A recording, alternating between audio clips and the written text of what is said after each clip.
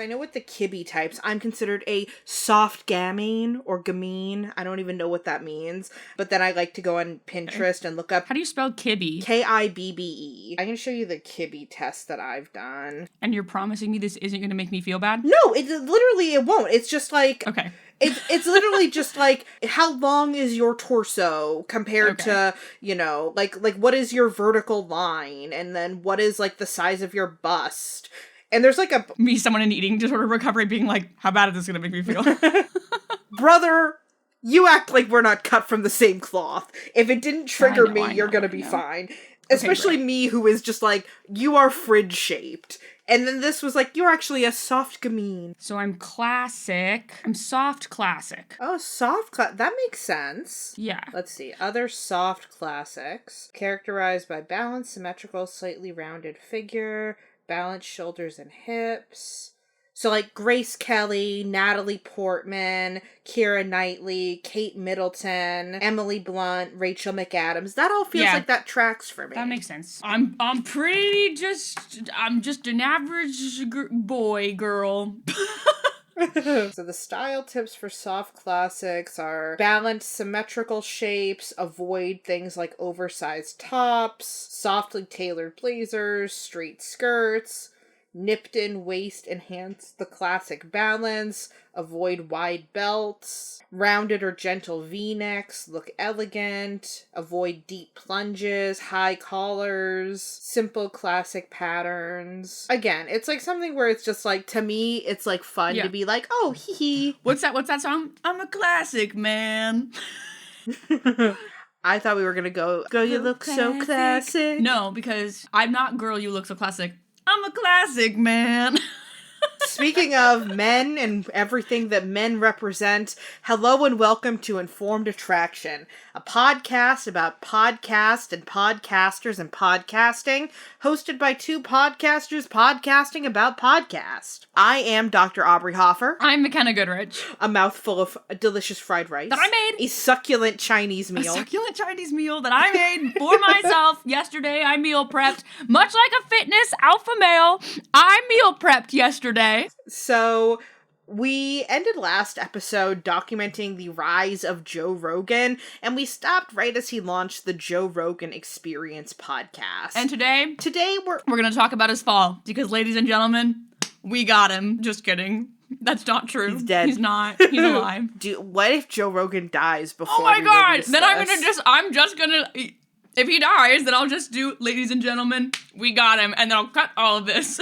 I'm manifesting like how I manifested Charlie Kirk. You didn't know who Charlie Kirk was before he got shot. No, but I like vaguely knew who he was. I don't think I could have identified him in a lineup, but I remember like the morning that Charlie Kirk died, I was thinking, man, it's been a while since we've had an assassination. Yeah. But yeah, so if Joe Rogan dies in the next, I think we post this in like three and a half weeks. If Joe Rogan dies the next 3.5 weeks, no one will ever hear this part of the podcast, because I'm going to cut all of it. And happy Hanukkah too, motherfuckers. I actually don't know what Hanukkah is this year. Yeah. What is Hanukkah this year? This actually might be coming out during Hanukkah. This will come out! Oh no, it won't. The first episode of our Christmas series is going to come out on the first day of Hanukkah. We'll have to talk about that next week. I made you out of clay. Yeah, Aubrey, like a golem.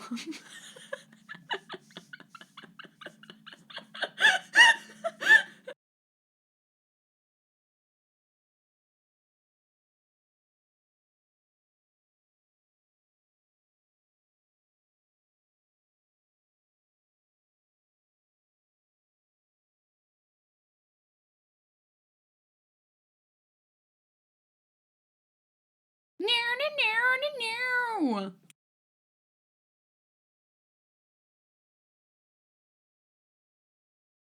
Congrats! Woo! That's awesome! Thank God for you!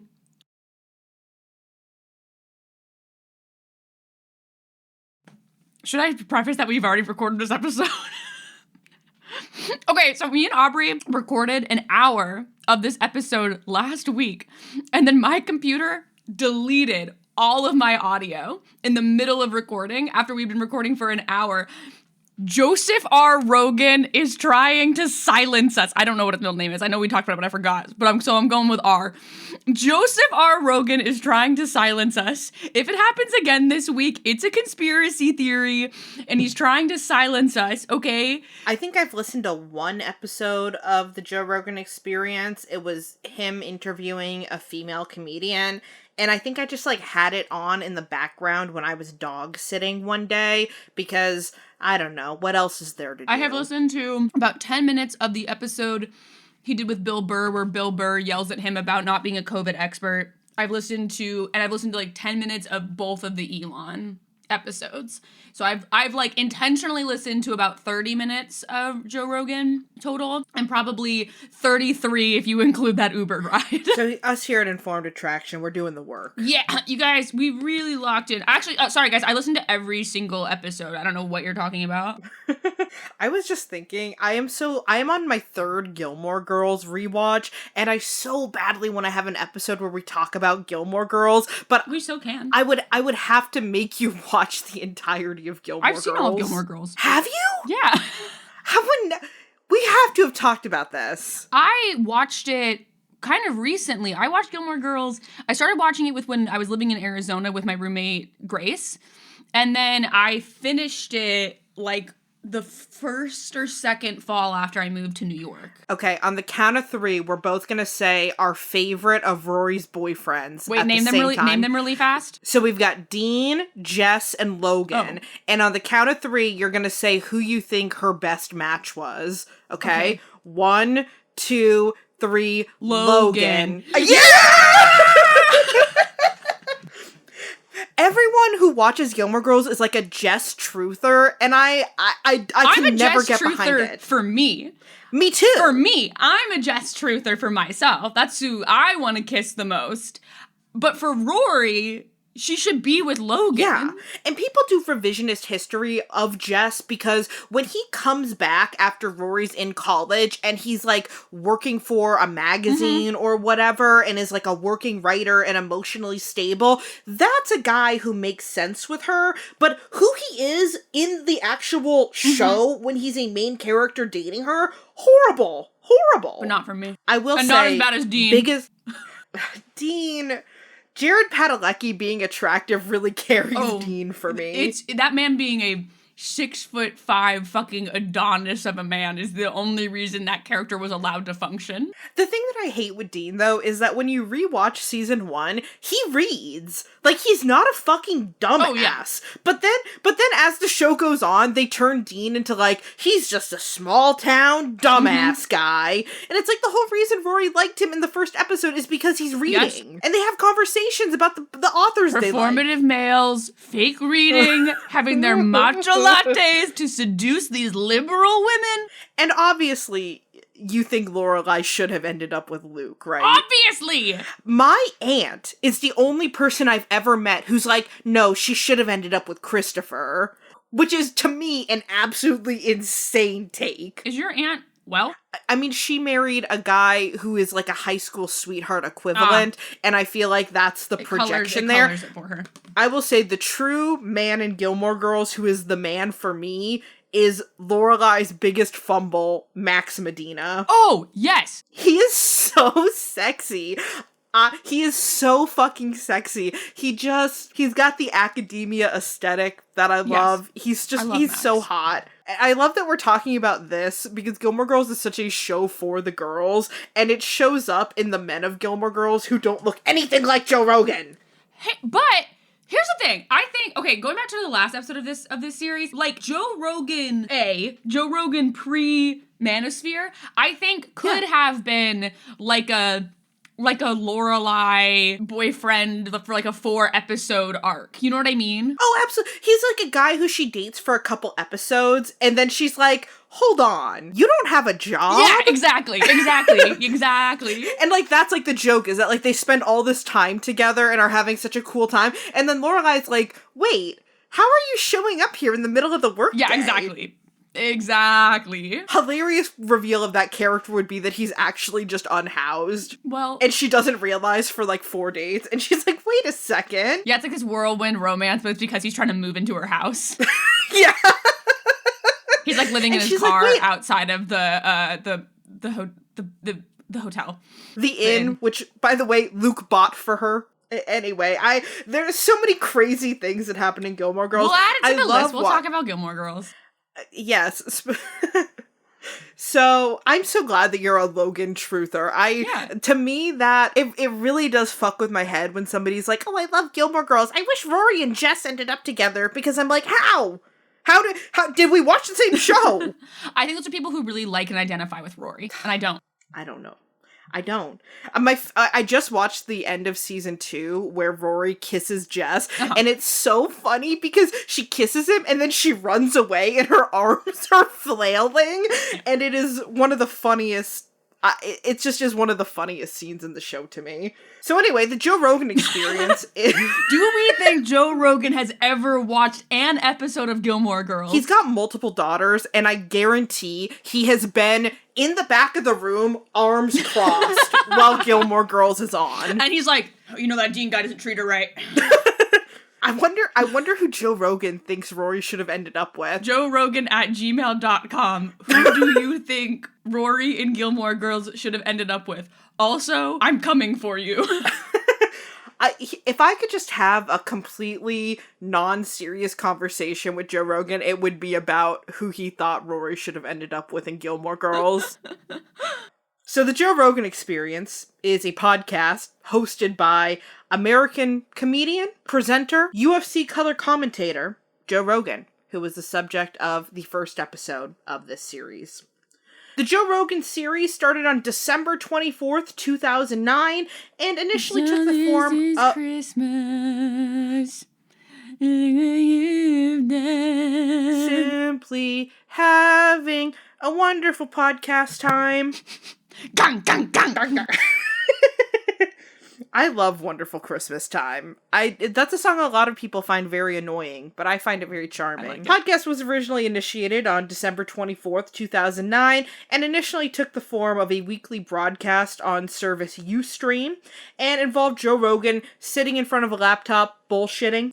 What I find fun about the first episode of the Joe Rogan Experience is that most of the first episode is just dead air, where they figure out their equipment. And sure, fuck it. Yeah. We'll do it live. Yeah. Part of the reason why the Joe Rogan Experience became so successful was because of the consistent schedule that the podcast took in terms of uploading. So, originally they started at 1 episode a week, then it grew to 2 episodes a week, and then as the show became increasingly popular, they upped the amount of episodes that come out weekly. Now there's like 4, even 5 episodes, I think, that come out every week. It's a lot. It's a lot of content. Let's see.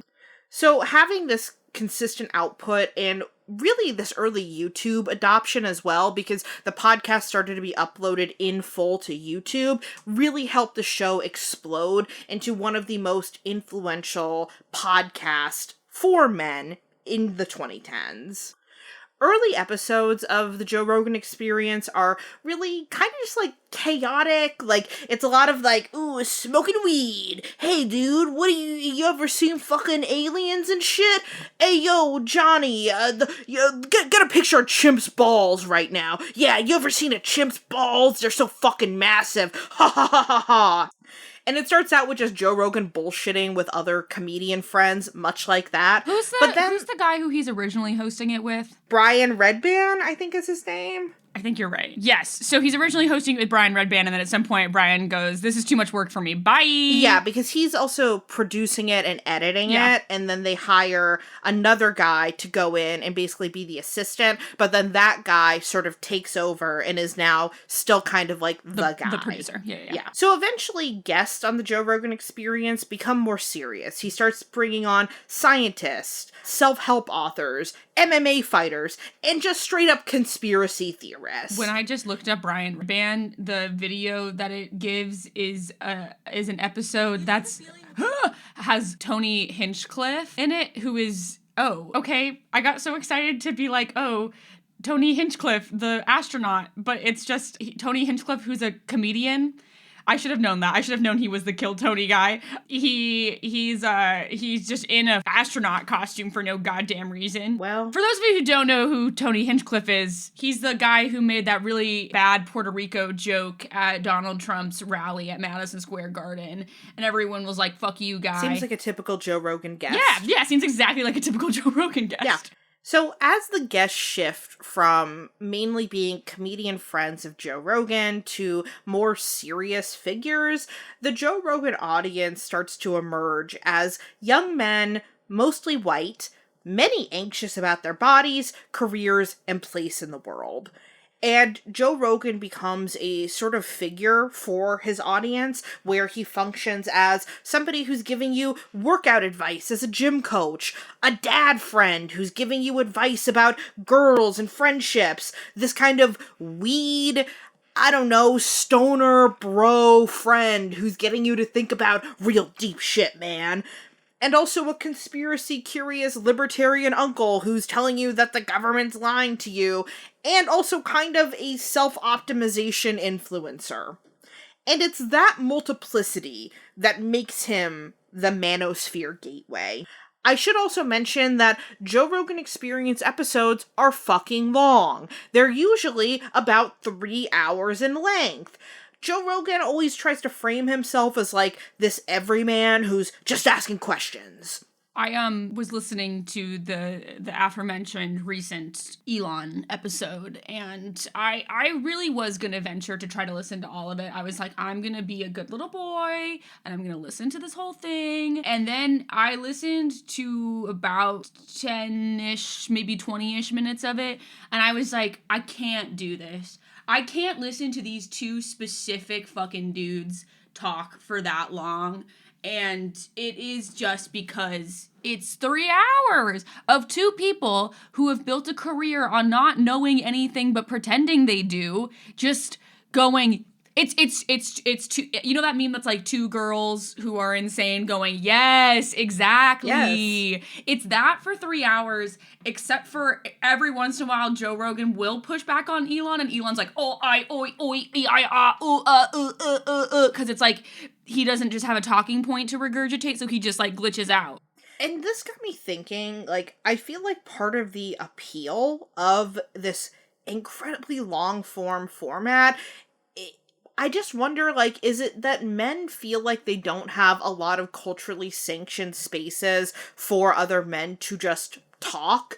And I think that it gets me to this sort of thesis statement where listening to the Joe Rogan Experience kind of mimics friendship, where you're getting this sense of, like, intimacy because of the length. I mean, that's part of what I like about Twitch streams is, like, especially when it's, like, a bunch of the streamers that I like all, like, hanging out with each other, is it does feel like being with friends, which is why I started watching it during the pandemic when I was so isolated. So it was, like, I would either be on Discord playing video games with my friends, or I'd be watching this, like, group of friends play video games together, because it did have this, like, oh, like, we're hanging out for 3-4 hours playing Mario Kart, playing Among Us, and, like, then especially if you have a chat feature, then you then also are, like, getting that social element too. And so I do think there is something to that, Aubrey, about, like, the length having something to do with, like, a parasocial experience. Yeah.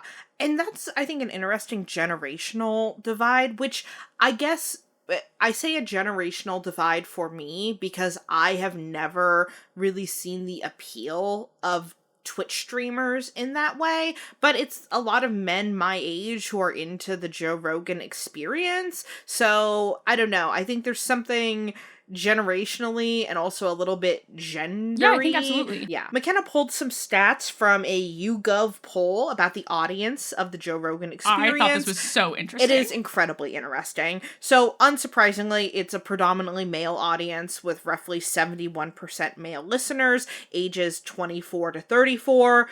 The listeners tend to skew white, college-educated, and middle income. Joe Rogan Experience listeners are disproportionately more likely to be single, 51% versus 23% of the general public, and they are disproportionately unlikely to be married. So 25% of Joe Rogan listeners are married, as opposed to about 43% of the general public within that age demographic. They tend to consider themselves as everyman intellectuals who distrust traditional elites, but also crave authority. And Mackenna pointed out that YouGov poll asked a lot of different questions, so Joe Rogan listeners tend to agree more than the general audience on the statement about physical fitness, not wanting people to see their internet browsing history, women's sports being less exciting than men's sports, being worried about their professional life, taking unregulated supplements, the idea that beauty is thinness, and crypto being the future. But they agreed less than the general public on statements about how men and women are still being treated unequally in the workplace, that tennis tournaments should offer the same prizes to men and women, and trusting newspapers. So, basically, to characterize the Joe Rogan Experience listener, they're extremely anxious about how they look and their careers, and also deeply sexist. And I think there's something, too, about the age disparity between, Aubrey, to speak to your point about, like, craving authority, or my point. I forget who wrote that. It was one of us. So, like, I think there is something in that, like, age disparity, because, like, Joe's in his 50s, and so it's, like, you're listening to someone who is, like, not quite your dad's age, but your, like, cool older uncle's age, or, like, the age of, like, teachers, like, people who are, like, 15-ish, 20-ish years older than you. And so you have this person who is, like, very much positioning himself as an authority figure, as much as he likes to say he's positioning himself as someone who's just asking questions, but, like, very much, like, an authority figure in your life, a trusted adult, as it were. And it's like, that is, I think, definitely plays into the fact that so much of his audience are guys who are younger than him, is because there is that, like, kind of trusted adult authority figure element to Joe Rogan's whole vibe and his relationship with his audience. It just reminds me of something that I've talked about with my husband, where he would compare himself to other men, in the sense that my husband has always kind of walked his own path and always been a little bit of a contrarian, right? Like, he does not really like to go with mainstream anything. And that kind of puts him at odds with guys who are really into, like, Joe Rogan, right? Because he's like, oh yeah, like, I watch these guys who just listen to Joe Rogan and basically become followers of this, and I don't like it because I don't really want to follow anyone. I kind of just want to do my own thing. But it's interesting because I think of someone like my brother, who was a big Joe Rogan fan, where even though he was clearly, like, a devout Joe Rogan-er, he still for some reason considered himself this, like, pinnacle of independence. Right. And it's like, you're actually just a huge follower. I mean, I think that's so true of, like, that entire, like, libertarian-esque movement. And even what we saw, like, around the coalescing around, like, Donald Trump in the first place, is this idea of, like, outsiderness, of, like, being independent, about, like, not being a part of, like, the system. And so what was so interesting, I think, for me back when we were talking in our American Psycho episodes about like, Patrick Bateman really loving Donald Trump, is it was like, Donald Trump, like, was a part of the system. He was a part of this, like, yuppie elite system. Like, he was a system guy, but then somehow in the 20 years between the 1980s, or the 30 years between, like, the 1980s and then him first, entering politics, he was able to position himself as, like, a cultural outsider. And I think that Joe Rogan is sort of interesting in that too, because he was this, like, Hollywood guy, like, he was on a sitcom, he was on Fear Factor, he was, like, in all these comedian circles, but then I think he was able to position himself as, like, sort of an outsider of everything, and, like, really tapped into people who, like, had any of these, like, sort of fringe beliefs, whether it's, like, conspiracy theories, libertarianism, whatever, and be like, we're all outsiders together. Right. And that feels like intimacy. That feels like camaraderie. It's community. I mean, everyone wants We're a hypersocial species. We want community. We do. Like, even people who are introverts, like, want community, and, like, we do want to know that we are a part of something. And so I think that even when you are, like, an outsider, it's why subcultures exist. It's why, like, goth subculture exists, is that, like, even if you are an outsider, you want to be a part of something. And so I think that, like, people really find community in these spaces, which I think is why, like, the alt-right pipeline has been so potent, especially for men, because there are less, like, community spaces for men. And so you find community in these spaces that exist, which, like, when I think about community spaces for men, it's like, you can play on a sports team, or you can listen to the Joe Rogan podcast. Right, or, like, play video games together. Yeah. Like, which is my preference. Please play video games together. But don't say the N-word on Call of Duty lobbies, please. Thank you. If you're a white guy. I feel like most of our listeners are not white guys in the Call of Duty lobby, but... Hey, if you're a white guy in the Call of Duty lobby, email us at informedattraction@email.com. And if you're just someone who likes to watch Twitch streamers, let me know who you're watching so I can... I'm just gonna keep watching Speedy streams. I don't know why I'm asking for recommendations. I got my guys!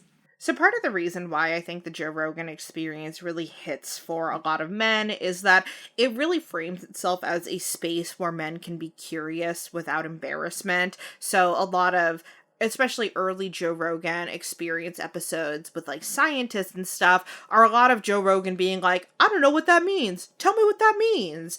And I think that that can feel like a relief to a lot of men, being like, oh, it's okay to not know things. Wow. And like we alluded to, right, having this sense of togetherness with other men who consider themselves outsiders creates a sense of community in a world where men are increasingly isolated. I also think that just in general, right, the parasocial nature of podcasts give you this fantasy of access where it's like, oh, I listen to you all the time. I feel like I know you. I could be the guy sitting across from you, and, you know, we could have our own rapport because in my mind, I'm having this rapport with you. Just like how I think that I am personally friends with Michael Hobbs.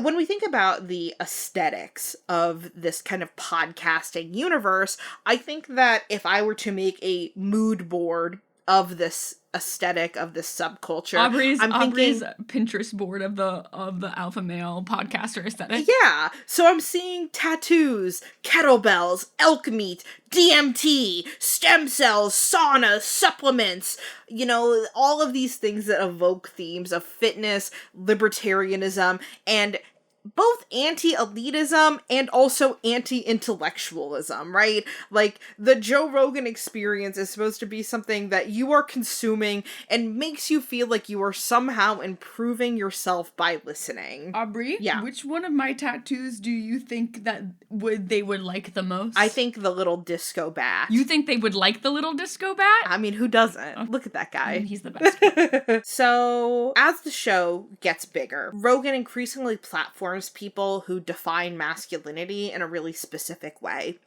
That masculinity is defined through discipline, self-improvement, skepticism of institutions. There's this real deep mistrust of mainstream media and also softness in modern society. That's a big critique of something that Joe Rogan has about masculinity in the modern age, is like, men these days are too soft. And Joe Rogan is supposed to represent some kind of, like, alternative, a hardness, right?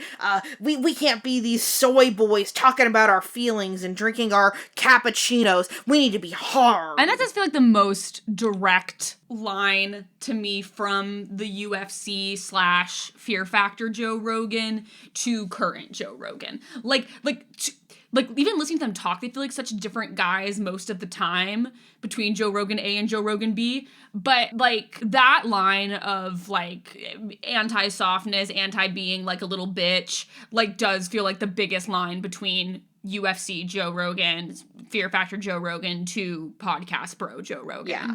And something that reminds me with Fear Factor of this point is there's an episode where the contestants basically have to hold their breath for as long as they can. Mm-hmm. And there's this guy who just straight up holds his breath for like 5 minutes.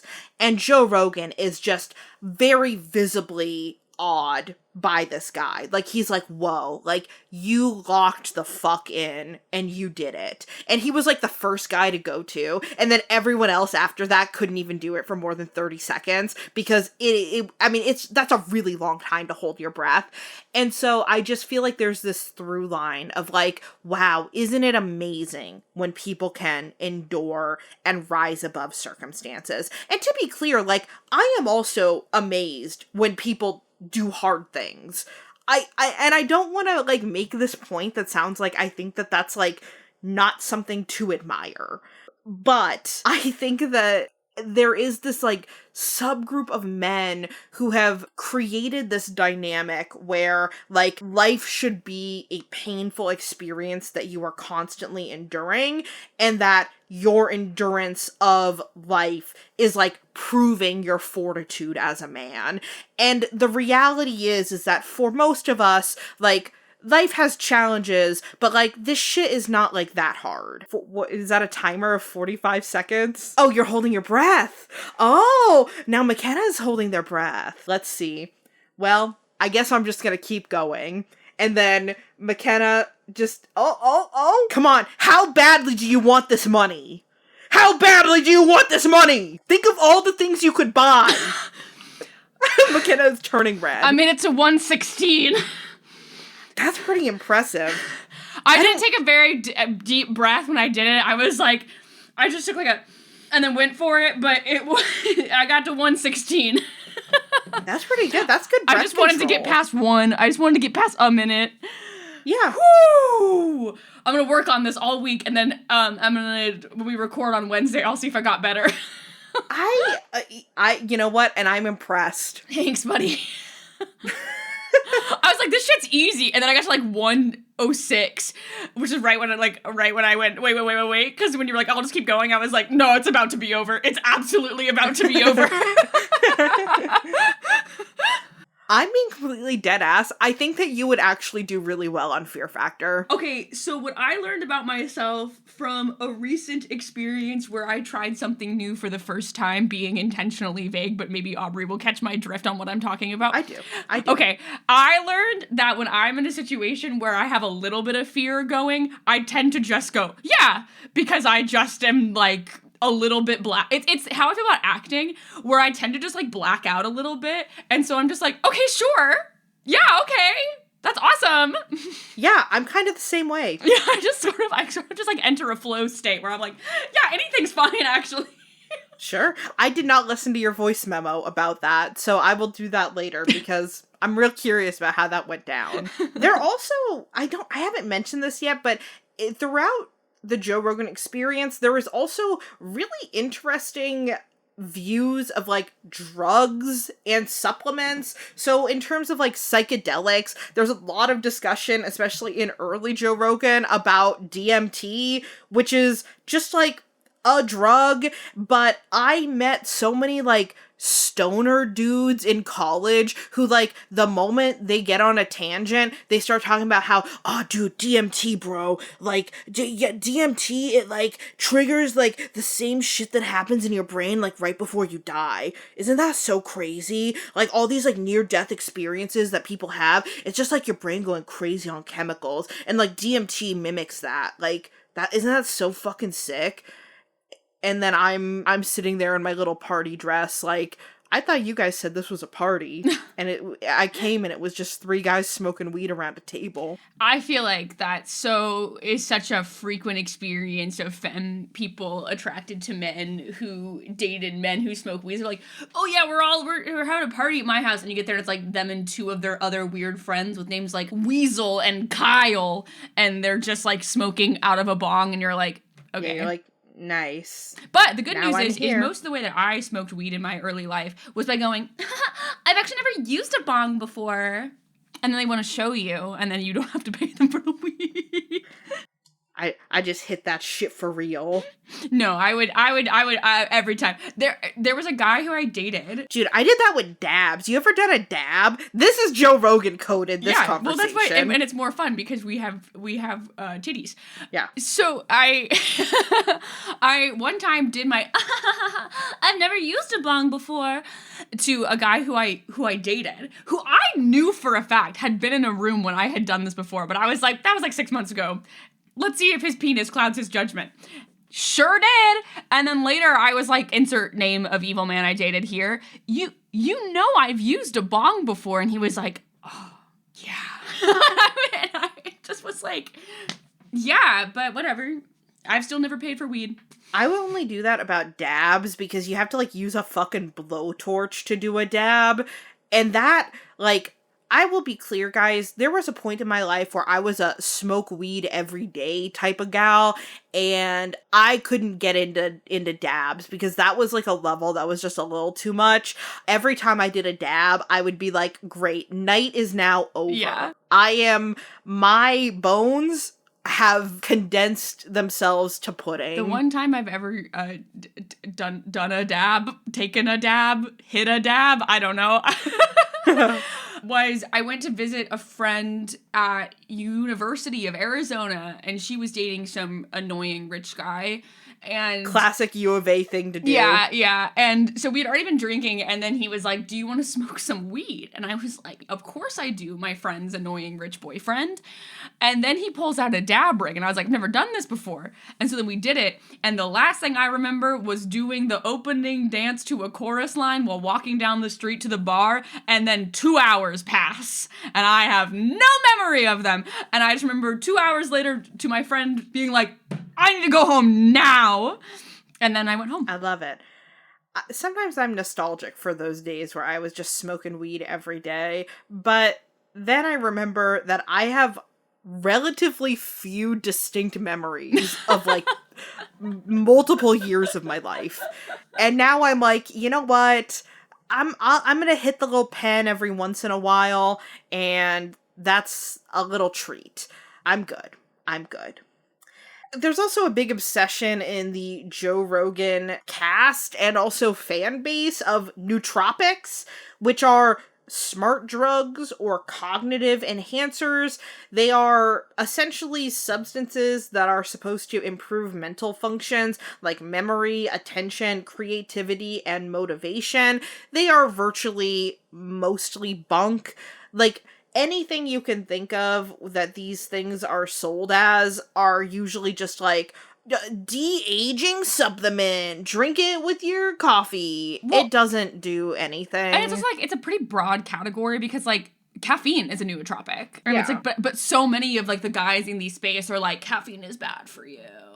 And so it's like... Even though caffeine is probably the most widely researched and supported nootropic, because it's like, yeah, if you have some caffeine, your attention and memory do get better while you're using it. Right. And so it's just like, it's a pretty broad term, but it's one of those, I think that a thing that is so true in this space, which I think is part of both like the Maha movement writ large, but also just like specifically in the Manosphere and with these types of guys, is using sciencey sounding words to sell shit while also being science skeptics, because nootropic is such a broad term that encompasses so many things that it can kind of mean anything that affects your brain in a positive way to whatever supplements these guys are shilling. Right. So I want to also talk about the kind of podcasting men who crop up around the success of Joe Rogan. Night. And this is not to say that each of these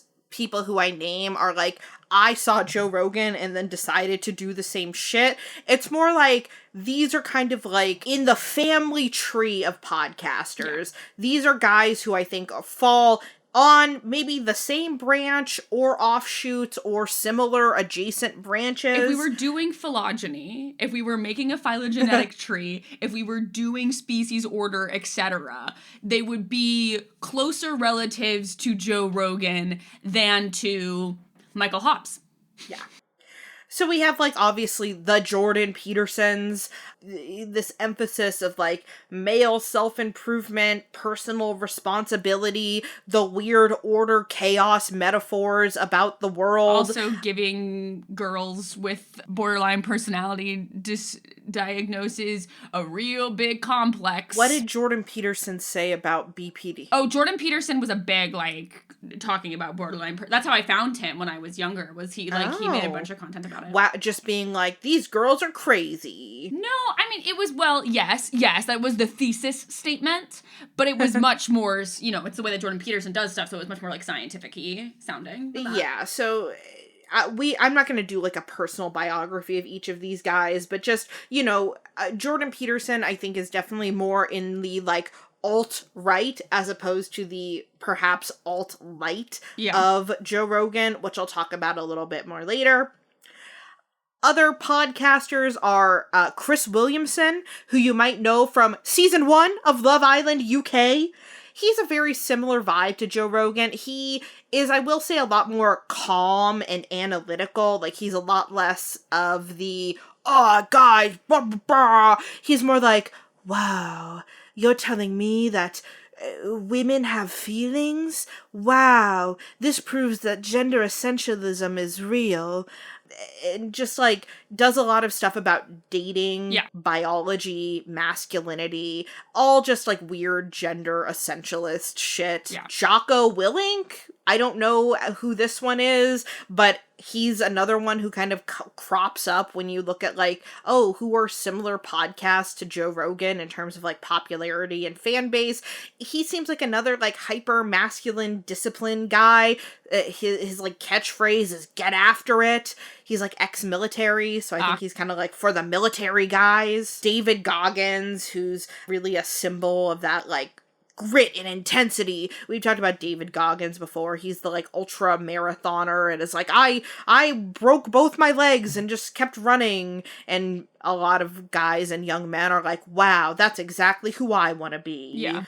I also think in this family is Andrew Huberman, which might be controversial to some people because I don't know a ton about his politics. I would assume, given the fact that he's, like, an actual professor at a university, that he is probably not conservative, or at least, like, as explicitly conservative as any of the guys that I've named. I've listened to Andrew Huberman's podcast a few times when it first premiered. That said, I have not listened to it in several years at this point. The last I was kind of tuned into him, he is an actual researcher to the best of my knowledge, but he has this, like, science explains your life mentality and is big in that, like, biohacking world. But, like, I would get really frustrated because essentially he would use one study to be like, and this is why you should do biohacking. And then he would also do the thing that I hate where he would be like, and it'll solve things like obesity, which we know is bad. And it's like, if you actually know any of the research about obesity, right? Like, you would understand that it's really not like adipose tissue that is making people sick or ill. It is, like, usually, like, adiposity is relating to other societal factors like lack of access to healthcare or poverty. But, you know, what do I know? Okay, so two things on that. Thing one is Jordan Peterson was also a professor. So, like, I think that does, and, like, Larry Summers on the Epstein list, currently a professor. So, like, I think that, especially when you get into these, like, celebrity professor spheres, or, like, you know, the woman who's the Tiger Mom author, also a professor at Harvard Law, like,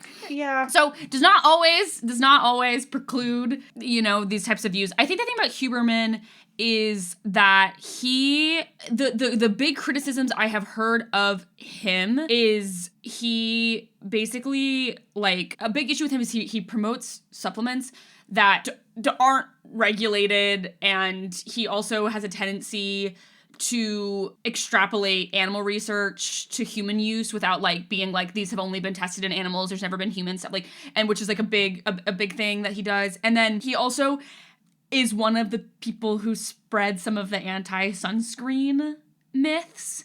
he's the one that I think like very famously was like, I'm as scared of sunscreen as I am of melanoma, which is like where I think a lot of those like anti-sunscreen guys got their shit from. And he also is like a little anti-fluoridation of water. And what's really hard with him, and I feel this way about so many people, I feel this way about Jordan Peterson in some ways. These are people who like do have PhDs, do have like a very stringent academic background, but then like extrapolate their experience into other fields of science that they don't actually like know anything about. Like he's an ophthalmologist and a neurobiologist, but he like claims authority talking about like the flu vaccine, which is like a really tricky thing. But like Huberman was trained by Ben Barres at Stanford, who is like a very well respected neuroscientist. He's like, this is someone who I know a lot about because we just talked to another one of Ben Barres's like advisees for a video at SciShow.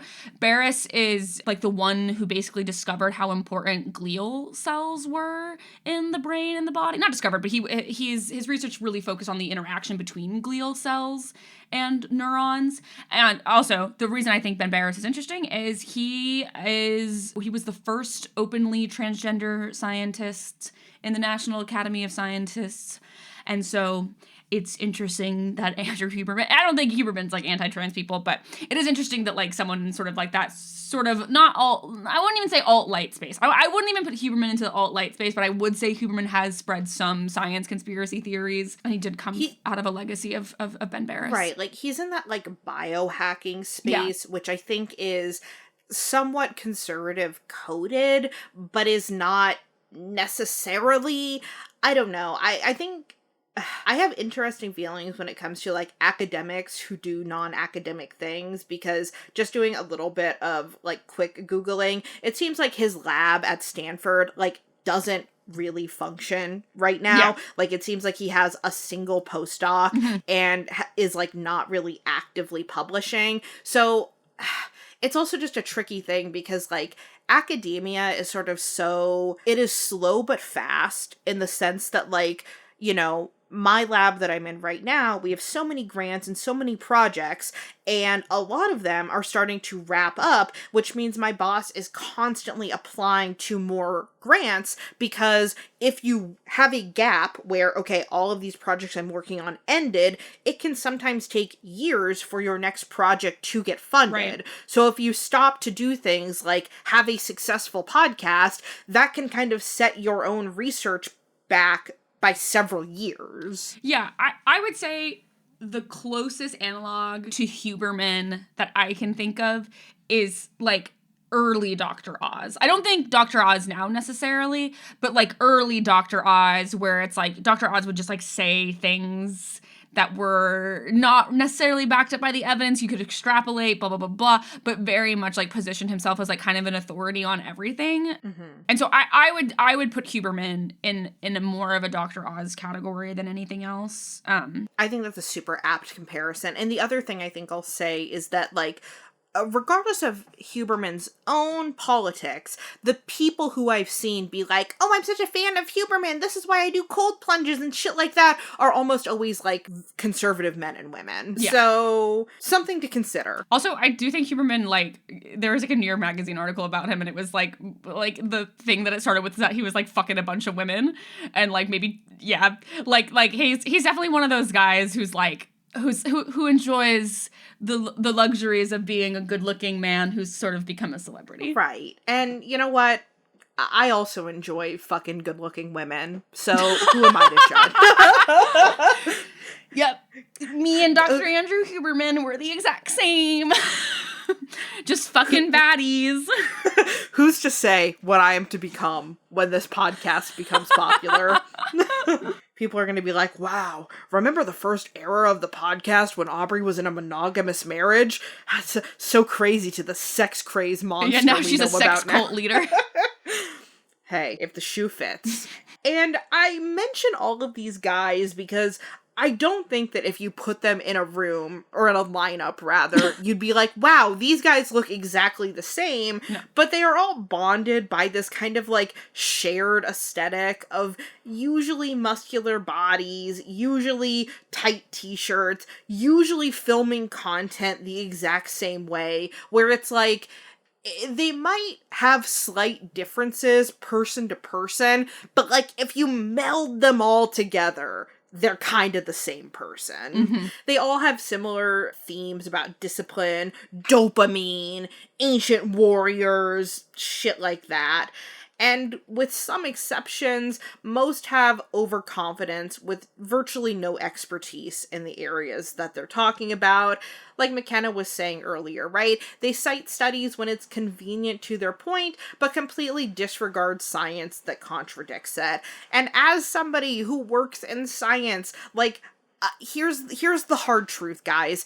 Anything that you believe can be supported with science, and anyone who believes the opposite of that thing can support it with science, right? Like, you can find a study out there that says that sunscreen increases rates of skin cancer, just like how you can find studies that say sunscreen stops skin cancer. I want to be super clear, like, the single studies out there that are like, oh, rates of skin cancer increase with people who use sunscreen or whatever, like, that isn't because sunscreen is causing skin cancer. It's usually because they're not accounting for other types of confounding variables and things like that. I'm just saying that to prove this point that, like, you can just cherry pick an article to kind of support anything. Right. Like, you could find something that said, like, I think an example of what these guys specifically do is they might find an article that, like, has something that says, like, oh, we saw in this population rates of whatever, of melanoma increase with sunscreen use.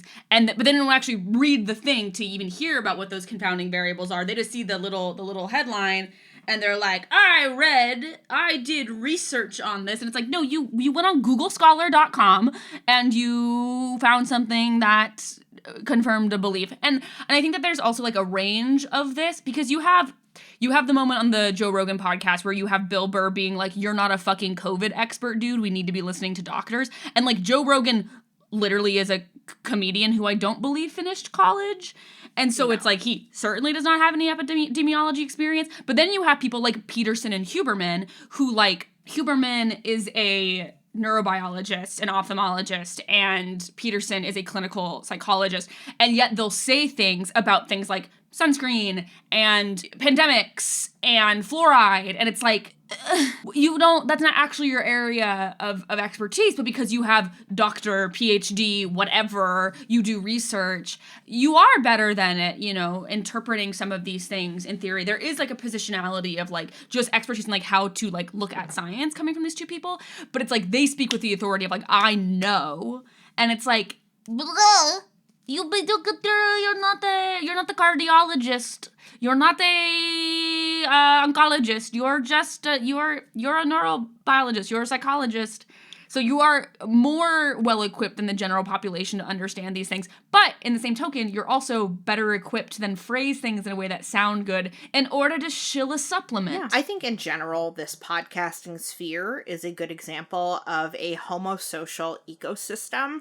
So basically, when I say homosocial, what I mean is, like, same gender social interactions. And there's a whole body of literature about homosocial friendships and relationships and things like that. And essentially, men learn how to be men from other men. And within this podcasting sphere, we see them performing that masculinity back to other men in the form of these validation loops, right? So I am learning from you what a man is, I am mimicking that, and then you're also mimicking me, mimicking that, and we're just kind of going in this circle, validating to each other what we think masculinity is.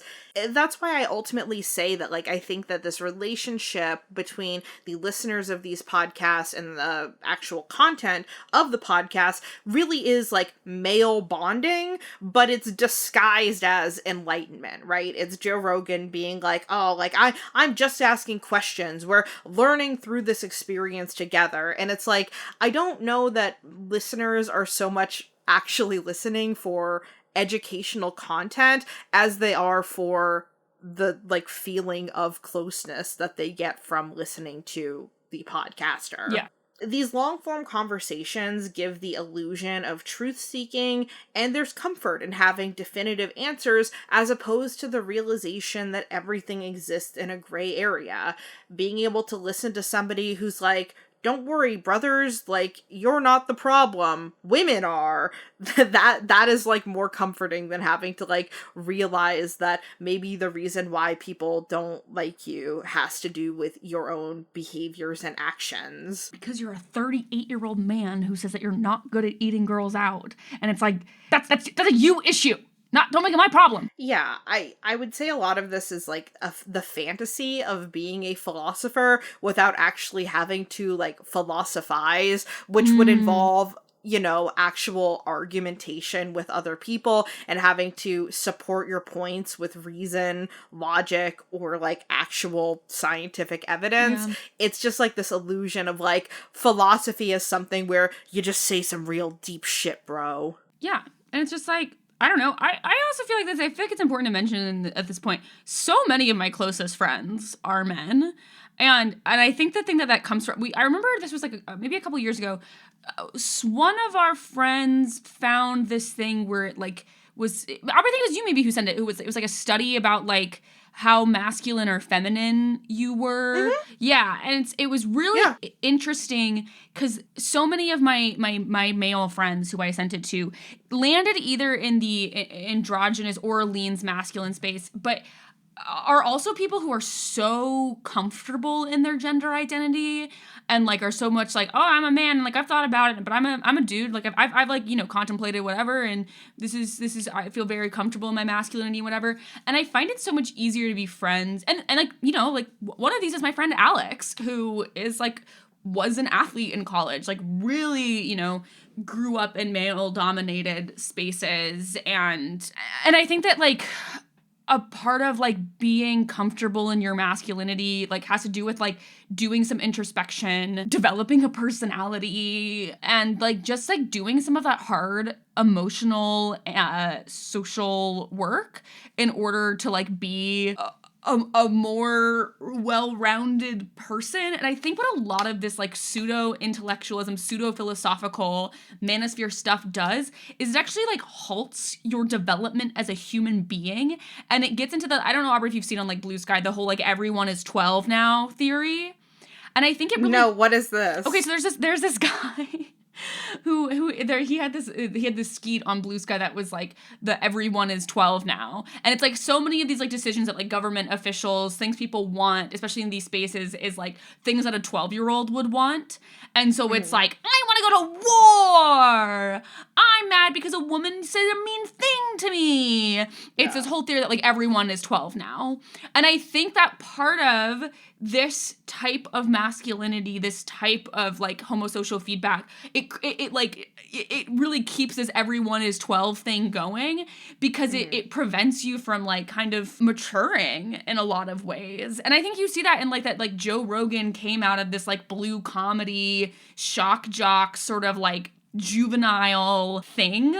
And it's like, I don't know. I just think it like, it keeps you it stops you from maturing, because it keeps you in this very like, man, women are being mean to me and I'm grumpy about it and I just want girls to be nice to me, instead of like spending time developing as a human being actually. Yeah, that you cooked there. Did everyone is 12 now really rock your brain? It rocked my brain a few days ago when I heard it, or like a few weeks ago when I heard about it. Yeah, that one cut deep, actually. Everyone is 12 now. Everyone is 12 now. So, wow, I'm like floored by that. All right, let's see if I can get back into my zone. Okay, let me read you the actual skeet. This is from Patrick Cosmos at veryimportant.lawyer. Working on a new unified theory of American reality I'm calling Everyone is 12 Now. Quote, I'm strong. I want to have like 50 kids and a farm. Of course you do. You're 12. Quote, I don't want to eat vegetables. I think steak and french fries is the only meal. Hell yeah, homie, you're 12. Quote, maybe if there's a crime, we should just send the army. Bless your heart, my 12-year-old buddy. And so it's like, I think that, and then like so many of the comments on this post, and like to be fair, this is from r/ask a liberal, but like, you know, it's also Blue Sky. conservative culture wars and grievances tend to appeal more towards emotionally immature folks. Someone put, I teach middle school. My classroom is a microcosm of conservative national politics. So it's like, that's, you know, I think there is a really good relationship. One example of homosocial performance is Sober October. So starting in 2017, Joe Rogan and some of his comedian friends decided to participate in annual Sober October traditions, and essentially it has influenced listeners to try to curb addiction by partaking in the challenge. So essentially, it's for the month of October, you're supposed to abstain from drugs and alcohol, and then as time has gone on, it's also been supposed to encourage things like skill learning or daily workout competitions. It's basically like, brothers, for the month of October, let's lock in and not do any of our vices and lift every day and make ourselves better people.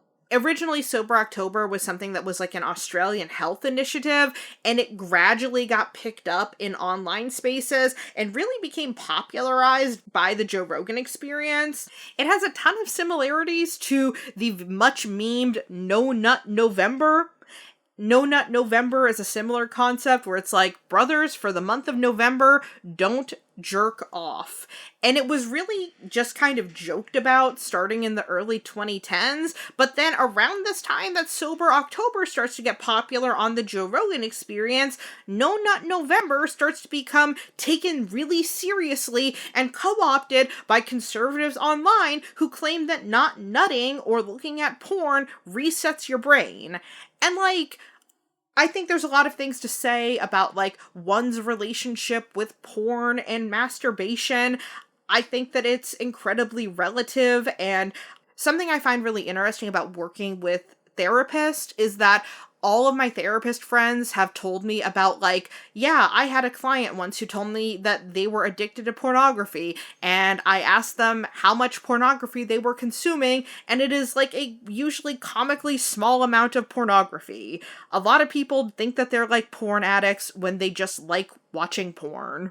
I would also say a thing that definitely resets your brain is coming. Post-nut clarity, which is actually a misogynistic thing, but like, okay, listeners, let's be honest. When you come, does your brain not reset a little bit? Yes. So when I don't come, I'm just staying in a fugue state. It's not until I come. I must come to become. Oh. I do like the counterpoint to No Nut November, which is Destroy Dick December, where instead you try to jerk it every day. And brothers, I think Informed Attraction should bring that back. What day does this podcast come out? I think it's like the 7th of December. All right, brothers, you gotta jerk off 7 times today to catch up. And then the thing with Sober October is I am not criticizing anyone for abstaining from alcohol. I think that Aubrey hates sober people. I hate them. Aubrey who has like a drink a month. Yeah. The thing is that Sober October among these podcasters isn't really about sobriety.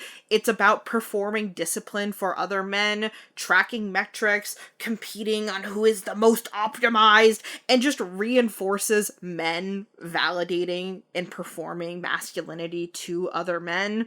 And I think that ties directly into the point I'm trying to make about the illusion of truth-seeking and certainty.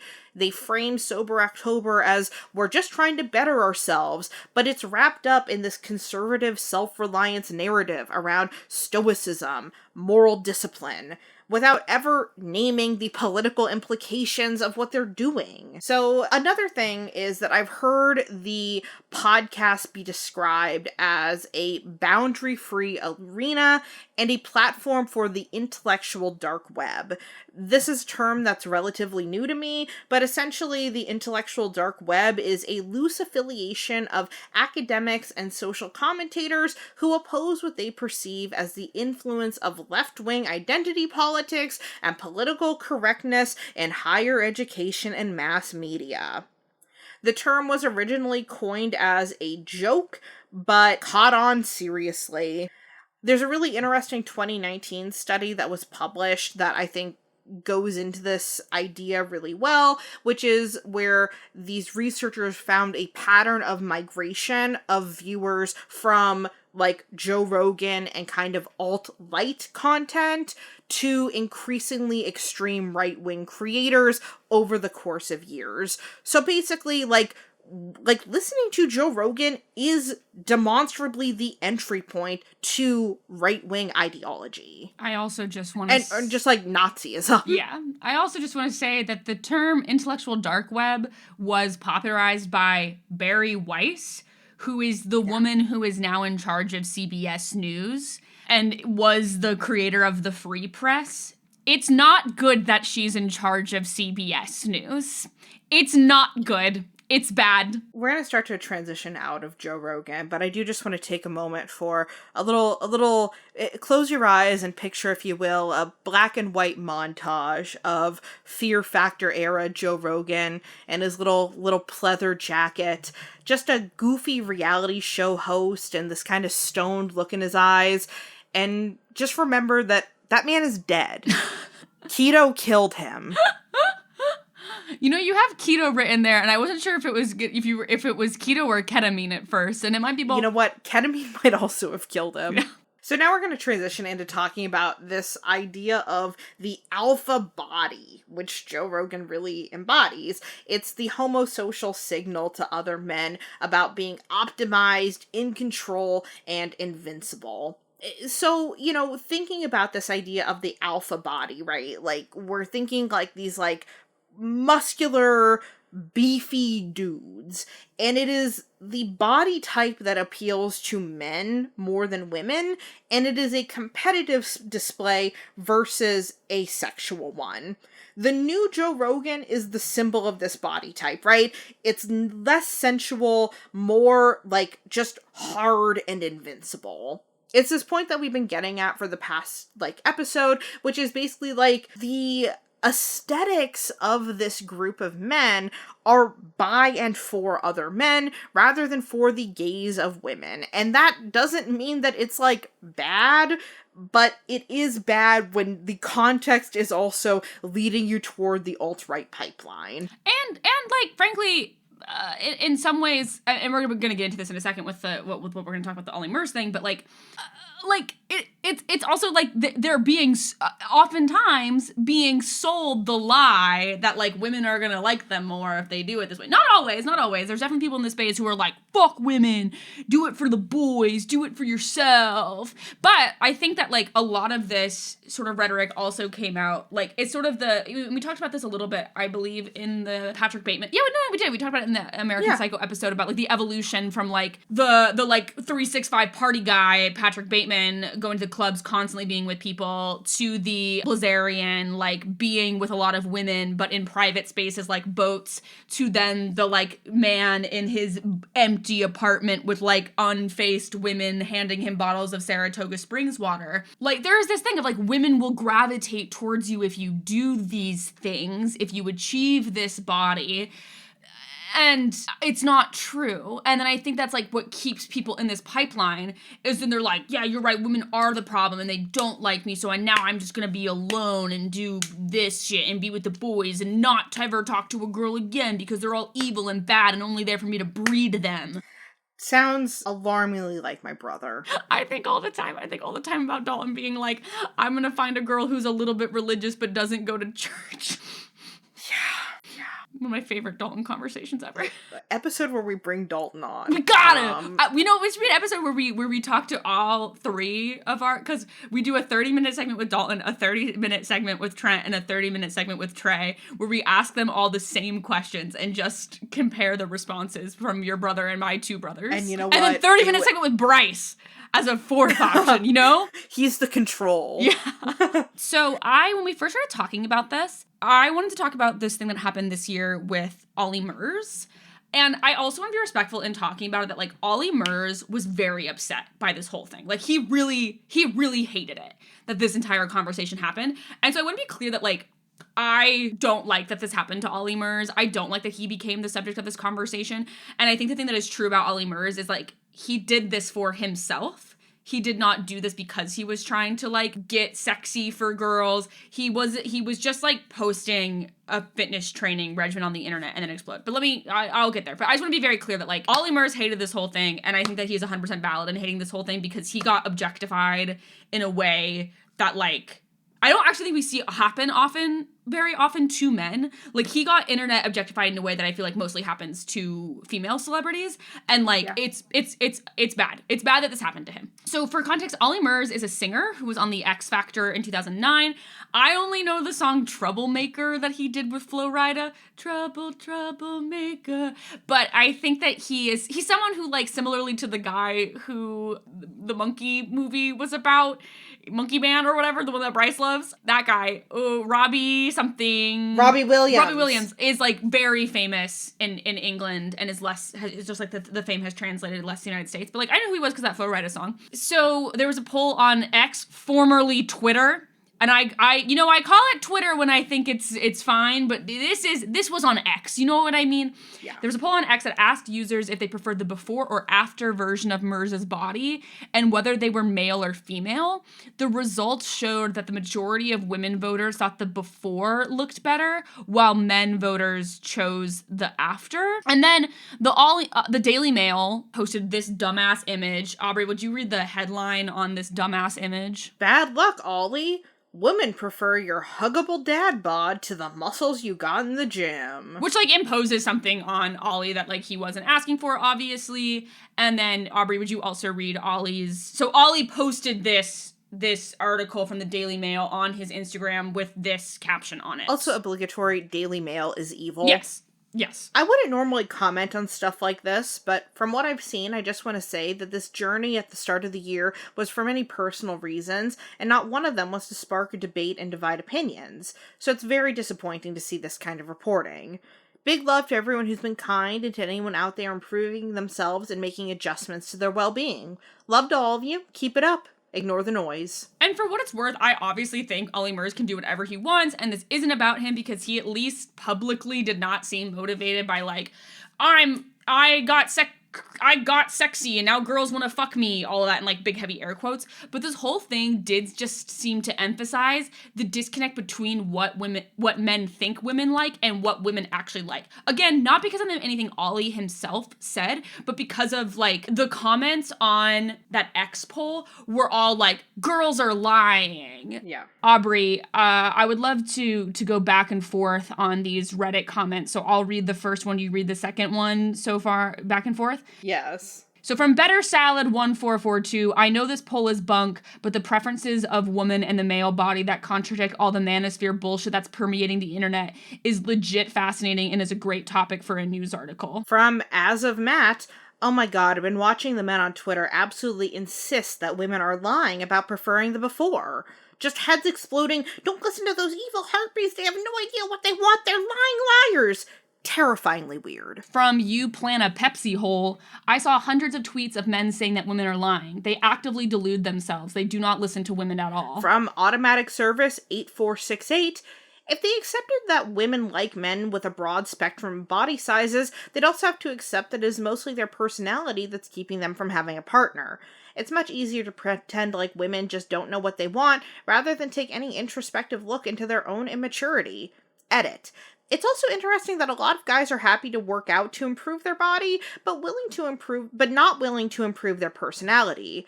I think it's a very egoist thing, where they can feel comfortable improving your physical side, but they are also then able to keep the lie of their own ego alive. To put actual genuine work into yourself makes you realize that your goals at one point need to be deconstructed, as well as the processes that got you to setting those goals. To put work into your own personality is a daunting thing. It's much easier to improve one side of the body, because improving the other, the mind, involves that annihilation of the endgame. You can't often become a better person and work toward the exact same ends, sleeping with many people, making yourself more deserving of another sex, etc. And for some, the ends are too important to even think about touching. And I think that, like, gets back to what I was sort of talking about how the manosphere sort of keeps you in this immaturity space. And, like, just the fact that, like, men are so convinced not, you know, not all men, but like men in this manosphere are so convinced of the fact that women must find the more lean, muscular body more attractive, that they are so willing to be like, well, women are obviously just lying when they say they find the before more attractive than the after. They clearly must just be lying. Like, it's not that like our paradigm needs to shift, or that like we just like different things, because it's also okay for like you as a man to want that more lean, jacked body type, and for it also to be like you can want that independent of like the female gaze. I think it's, but then it's, again, you would have to deconstruct, like this that last commenter said, like you would have to deconstruct a lot of deeply held beliefs in order to do that, and in order to be like, oh, I'm not doing this because it will make women more attractive to me, or like women don't like this. You would need to like unpack some of those beliefs in a way that I think that like the manosphere keeps you in a place where you do not have the emotional tools to actually do that. Well, because it's so convenient to just put everything on physical appearance. That's why a lot of comments I get about my body online are people being like, you're coping.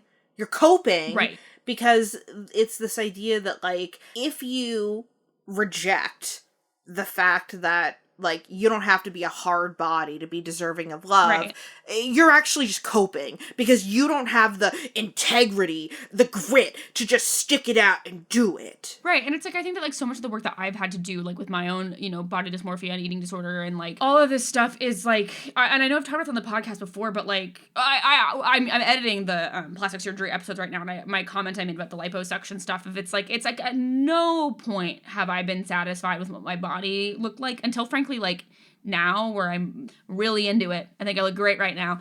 But like part of that is that like I became more interested in how my body feels, and in like sort of what the exercise practice I'm doing right now, which is hot yoga, does for my body, and less interested in its physical appearance. Because like I am, bar none, in probably the best shape I've ever been in right now. I can hold a headstand forever, not to fucking flex, bro. Also, I held the handstand for a little bit the other day. It was very exciting.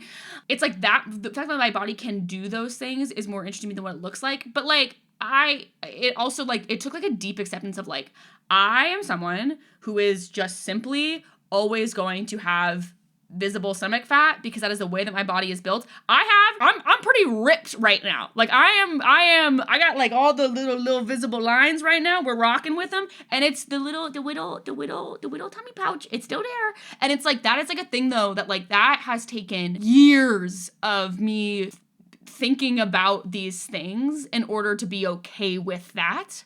And I think that it is easier. It is so much easier to get a six-pack than it is to accept the things about your body that you at one point did not like. Right. I mean, I think that's an interesting contrast to my experiences in my body right now, where right now I am in the worst shape I've ever been in my life. I'm the fattest I've ever been. And that doesn't mean fatness, fitness, not the same thing, but I am also simultaneously the fattest and the least fit I've ever been in my life. And I, at one point, was doing a lot of, like, martial arts stuff, and I was in the fittest phase of my life, and I felt really good about my body. And once I stopped engaging in that activity, all of these negative body feelings really came to the surface, and it was another challenge in acceptance, because it is also fine. Like, right. I can accept my body regardless of my fitness level. I can accept my body regardless of, you know, how fat I am. Like, it's fine. Like, I still deserve the same amount of love and respect I was giving my body when I was pouring a lot of time and energy into my physical fitness. And like, you know, it's tough for a lot of reasons. Like, fitness is something that is still like important to me. It's just like right now, for various reasons, like it just can't be as much of a focal point in my life as I would like it to be. Yeah. My hope is that will change in the next few years, but it just like is what it is right now. And if I spend every day tearing myself apart about it, it's gonna be just so fucked up. Yeah, I think that's why so many of these guys develop orthorexia. Yeah. So I feel like a really similar companion piece to the Ollie Murs thing is a sort of popular image of Hugh Jackman, and it is two images of magazine covers. So you have Hugh Jackman on a men's magazine. He's shirtless and buff and angry looking. He's imposing and aggressive. It is the epitome of the male power fantasy. It is what men want to be and aspire to, this idea of intense masculinity. And then we can contrast that with Hugh Jackman on a women's magazine where he looks like a dad. He looks like he is going to bake a quiche and watch game shows with me, and he looks like he gives good hugs to me and our many, many children. And I use this image to just illustrate, like, you know, obviously the reason why Hugh Jackman looks different in these two magazine covers is because the demographic of those magazine readers is meant to be very different, right? Like, one is for the male gaze, one is for the female gaze. And I think it just illustrates this point that, like, I think a lot of men think that women want big, hulking, naked men in loincloths, and that's why when there are conversations about objectification, there's a lot of men who are like, what about He-Man? Without realizing that, like, He-Man is buff and in a loincloth because he was created by men who want him to look that way. And more women would probably be happy to see a figure like that, like, in a little apron, cutting vegetables and singing in the kitchen, than, like, being a buff, oiled man. What's his name from Emperor's New... Gronk? Is it Gronk? Grok? Kronk. With a K. Not Gronk. Not Yeah. Rob Gronkowski. Kronk. It's the Kronk thing, where he's just this huge dude, but then he's, like, doing all the little tasks for Yzma. And that's what makes him such a fun and appealing character. Yeah. Because he wants to make his spinach puffs. I love The Emperor's New Groove. That is honestly probably, like, top 3 favorite Disney movies for me. It's great. I love it too.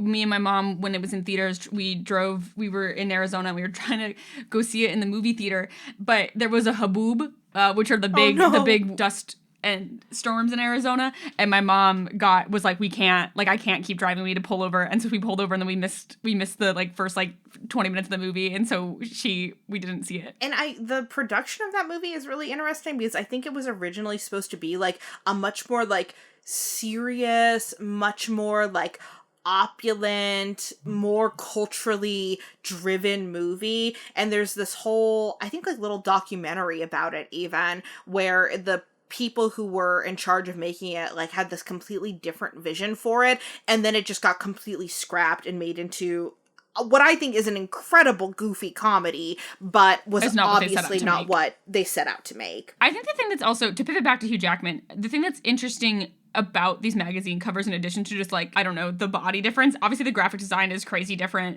and obviously this picture will be in the listening notes if you would like to look at what we're looking at. But okay, so, like, the language around Hugh Jackman on Muscle and Fitness, it says Jackman, the routine that built Wolverine. And it's just all of it's about, like, you know, this is Muscle and Fitness, so it's a fitness magazine. And then the Good Housekeeping one, well, first of all, I just want to point out that over the D in Good Housekeeping, there's a drop 5 pounds now and I'm buying a gun. But what it says on Hugh Jackman is Hugh Jackman's recipe for romance, what keeps his marriage rock solid. Hilarious now, by the way, divorced. But, like, even the language around, like, you want to look like this fucking guy, and then the woman's when it's like, he's such a good partner. It's also funny because when you watch the Wolverine movies, because these are quite old magazine covers, you will be so shocked by how lean he looks. Oh, he's so skinny. Yeah, and it's just, it is also just funny, like, to see him being called shredded on the magazine cover on the left, when, so undoubtedly he is shredded and muscular in this image, but I think that there are a lot of men now where if a guy had a physique like this, they'd be like, mid. Right. Well, and I think we've actually talked about that before, but because I think that something really, really changed with men's bodies because of one Mr. Christopher Hemsworth. Yeah. I think that man is the reason why now it's being huge and shredded. I think Chris Hemsworth's Thor body set a precedent, and that is why they did the whole fat Thor thing. I think that was, like, a huge part of it, because I think his body absolutely became the reason why every dude in the Marvel universe not only needs to be shredded, but needs to be big and shredded. Well, because most actors are tiny guys. Yes. And so it's like, if you're a lean little actor, man, it's hard for you to be a big, bulky man. Yes. And Chris Hemsworth is a big, bulky man. Yes. I want to unzip him and crawl inside him like a tauntaun. Oh, I don't. I do. I don't. Give me the little actor men. I like these little lean 2000s guys. Bring them back. I like them all. Is that a Lizzo song where she's like, I like big boy, yeah. This is something that I do think I want to talk about in a later series about rom-coms, and like I do think that there are some rom-coms that are made for like chick flicks for predominantly women, and then I think there are some rom-coms that are meant to be like date night movies for men and women to both enjoy. And I think that like rom-coms that are centered toward women do not focus on men's appearance as much as the date night movies do. Like, when I think of, like, a chick flick, right? Like, I think of, like, 13 Going on 30. There's no scene where, like, Mark Ruffalo is, like, flexing his muscular body. He's just, like, a cool, nice guy. But then I think of a movie that's more of like a date night movie. Like, what's the fucking one where it's like the girl and it's like the love triangle and they're both spies? This Is War! This Is War, right? Like, that has much more of like the male flexing I vibe. Love that movie. I love Christopher Pine and Thomas Hardy fighting over Reese Witherspoon. I love it. And this is why I think that that series will be fun, because I think there's interesting things at play of these rom-coms that are meant to be more for like the gals versus for the guys and the gals, and then incredible movie Maid of Honor, which is I think really meant to be for the boys, and it is cuckoo bananas. I don't think it's meant to be for the boys. It's Patrick Dempsey at the height of his Grey's Anatomy-ness. But it's just so different in the sense that it is a rom-com with a male protagonist. Oh, yeah. Like, where he's in love with his best friend, totally. Yeah. And most of the time, your rom-com protagonist is a woman, and I just think Maid of Honor is so weird in having Patrick Dempsey as the main character, and because there's just interesting, like, gender of it with like me and my friends who go play basketball at the local rec center because that's what guys do. Yeah, and that movie is also because it's two Grey's Anatomy doctors, because it's the one who she's marrying is Colin McKidd, who's also on Grey's Anatomy. Yeah. There were some Reddit comments about the Hugh Jackman magazine covers, and I just hate it because it's a lot of people being like, well, duh. And they're like, well, duh, of course that there's a difference between marketing for meathead gym bros and housewives. Of course it's gonna be different. And it's like, yeah, fucking moron. The point of putting the magazine covers next to each other is to show how it's interesting that they're different! Yeah, I mean, I think that's the whole thing. And I think this all wraps back into the Ollie Murs conversation where men are, where they're like, duh, obviously the strategies are different, but also you dumb women are lying. You obviously are more attracted to Ollie Murs now than you were before. And it's like, I'm going fucking crazy! I'm going insane! I'm losing my mind! And here's the thing. I know that there's gonna be some man who hears a conversation like this and is like, yeah, but like, I knew a girl once who was really into guys who looked like that. Yeah, probably. Me! Probably. It's me! And like girls who are into like the Joe Rogan type guy. Like, not me, sorry. It's like, not Mackenna. No, I'm a Joe Rogan A type of guy, not a Joe Rogan B type of guy. Right. And I do think, weirdly, like, conservative women are probably a Joe Rogan B conditioned type of guy. To be Joe Rogan is sexy to me type of gal. And it's like, you know what? To each their own. But I also think that's where there's this interesting discrepancy where it's like, there's just not enough conservative women for the amount of conservative men. That's the whole problem with, like, what's the conservative dating app? The Right Stuff. Like, that's like a huge issue on that app, is that it's so male dominated. Yeah. And that's why I think there's also this big discrepancy in, like, young single men. Right. Because who wants to date them when they're being like that? When they're being like, I mean, that's the whole thing, is it's like, who wants to date when they're being like that? And I don't know, I've been in an era of my life where I'm dating and talking to a lot of men. Mackenna's currently on field.com, and I think that, like, a thing that I've learned is it's really less about the age that you are, it's about the work that you've done, because I have dated, I like, in the past few months, I've been on dates with guys who were around my age, so I think youngest being 26, and to the oldest guy I saw recently being 38, and it really just has to do with, like, the work you've done on yourself, because, like, I've had men in their late 30s behave the same as the guy in their mid 20s. I've had guys who are, 29 be much more mature than guys I've dated in their mid 30s. Like, it really is, like, the work that you've done on yourself, and, like, the way, like, personality, aptitude, all these kinds of things. Like, there's so much that goes into it, but it's like, a lot of these guys are very similar on paper, and a lot of them are also very different on paper, and it's about maturity. It's all about maturity. Well, and I think that's what, if you're a single woman, what you're looking for is emotional maturity. And I think there's a lot of men who think, like, oh, like, these girls in their 20s, they just want older guys. And it's like, no, they want emotionally mature guys. Yeah. And, like, my husband is, like, I don't know, like, a year older than me, but I was so drawn to him because he was just somebody who didn't play games, didn't mince words about what he wanted in a relationship, and those were just things that I appreciated after trying to date people who were doing the what are we? Yeah, and I think that an experience I had recently where there is also this, like, brand of man that is not the alpha male guy, by the way. I think is more in the performative male sphere. But I think there is some overlap into this fake philosopher thing that we've been talking about with the alpha males, of, like, believing yourself to be mature and enlightened, and to be like, oh no, I am actually self-actualized, I am actually all of these things, but it being based in these pretty vacant principles. Right. Well, they'll still freak out and punch the wall. Like, that's the thing. My brother's, like, the epitome of this type of guy who, like, posts his Jesus quotes and thinks that he's this, like, disciplined, stoic guy. And then one time we got into an argument, and it was around the time I was moving out of my parents' house, and he took my boxes of things and, like, dumped them out and threw them all over in front of my dad, who did nothing about it.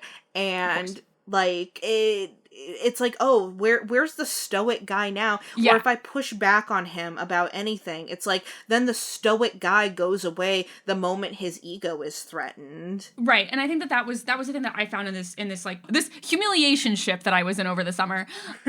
Like, there was this element of, like, if I expressed any sort of displeasure, it immediately kicked it into this, like, fight or flight, like, well, I only ever want something casual and blah, blah, blah, blah, blah, blah. And it was like, whoa. Okay, now I'm crying because we were trying to have a conversation and you're, like, being mean now. And so, like, that, I think, was, like, a thing that, like, I've talked about a lot in, like, therapy as I've, like, re-entered the dating scene as, like, someone in my late 20s. It's just that, like, 'cause I think some also important context here is I didn't date during my early 20s at all. So I once I graduated college, I did not start dating again until late last year. So I was 26. So I didn't really date at all between 22 and 26. And something I was sort of dealing with is being like, well, I feel like I'm getting overly emotional in these conversations. And something my therapist said that was really interesting was like, well, are you actually seeing the behavior change? Or are they saying they're going to change the behavior and they're not, and then that hurts your feelings? And I was like, my feelings are getting hurt. And that is what's happening here, is my feelings are getting hurt and they're not actually changing the behavior. And I think that is a thing to tie it back to the alpha male thing, is if you get so set in your ways, if you get so, I'm being told the right thing by a male authority figure who I trust, who, by the way, is a stand-up comedian who hosted Fear Factor, you are not going to adjust your behavior because you believe you are correct. You are not going to be doing things like going to therapy and trying to find ways to be a better partner and to do these things in more emotionally mature ways because you already think you are correct. Right. And that is the problem with Joe Rogan himself, is for all of his I'm just asking questionsness, he is so set in his ways that he is like, I am right. And his fucking boy, Bill Burr, who, by the way, is no hero, did the whole fucking Saudi Arabia comedy festival. My whole thing with Bill Burr is that he's like the epitome of like a broken clock is right once a day. But him yelling at Joe Rogan being like, you don't know anything about this was so refreshing, because I feel like that's the thing I've been screaming in my head about all of these guys for so long, is you don't know anything about this. But you know what we know a lot about? Podcasting. Well, we know a little bit about it. I would argue that here's the thing though. Oh, you guys think you know so much about podcasting? Joe Rogan has 9 billion listeners an episode, and you guys get like 50, so blah blah blah. And it's like, okay, I don't care. I do my podcast because I like to have fun with my friend Mackenna. I also have a real job. I also have a job. A guy who I'm talking to from Field today, I told him that I work for SciShow, and I was walking to get a coffee this morning, and he texted me, "Can't believe I'm talking to a SciShow baddie," and I laughed out loud. And all of the producers for SciShow, like everyone in our producer meeting on Fridays, are femme folks. And I told them that, and I was like, we should rename our producer chat SciShow Baddies. Yes. Aubrey, did you want to do your little video, or do you want to end it there? What was the little video you sent me? It's literally just like a little like comedy like sketch that I saw that made me laugh. Okay, let's watch it. Okay. Aubrey sent me a little video that I said we could end today's episode on, because she was like, I don't know that we can get this in here, but I was like, well, we'll just do it as our end tag. It's just the difference in women's and men's advertising. Now I'm getting a Amazon ad! Evil. Oh, Jeff Bezos is also such a fucking type of these guys, by the way. Yes. Yes. I love the top comment on this video, which is how to get women to buy a product, fuel their insecurities. How to get men to buy a product, avoid their insecurities. Yes. Well, and I think that it just reminds me of a lot of what we have been talking about in this episode, because I think a lot of media geared toward women is like, girls, like, here's how to try to better yourself. Here's how to, like, you know, be emotionally vulnerable. Here's how to admit when you're wrong and use your big words and things like that. Also, aging is poison, and you're devaluing every second you consider to breathe, and that's why men want to fuck 22-year-olds. And then content for men is like, brother, women suck. You're a god king on earth. You're an Adonis. And aliens are real. It is your God-given right to be the best. Butt chug that beer, brother, and go talk to a 19-year-old who you can take advantage of because she hasn't had enough experience in life to know you're full of fucking shit, dude. Next week we have a guest. See you next week.